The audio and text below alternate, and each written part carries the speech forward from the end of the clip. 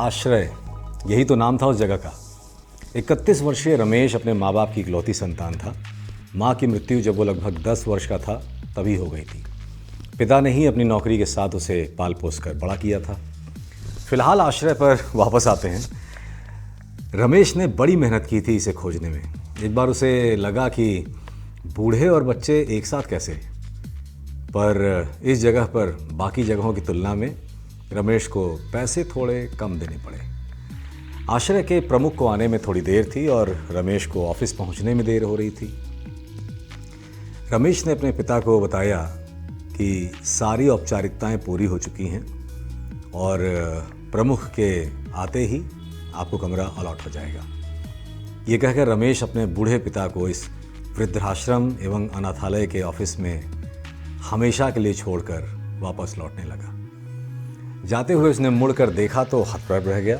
उसने देखा कि प्रमुख ने आते ही उसके पिता को गले लगा लिया और दोनों ऐसे घुल मिलकर बातें करने लगे जैसे वो दोनों एक दूसरे को बहुत पहले से जानते हो और उनके बहुत पुराने और प्रगाढ़ संबंध हो।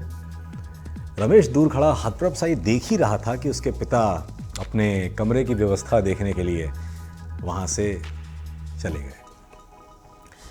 अपनी उत्सुकता शांत करने के लिए रमेश आश्रम के प्रमुख के पास आया और उनसे पूछ ही लिया, आप इनको कब से और कैसे जानते हैं? मुस्कुराते हुए प्रमुख ने जवाब दिया, पिछले 30 साल से, जब वो हमारे पास एक अनाथ बच्चे को गोद लेने आए थे। वैसे आप कौन हैं?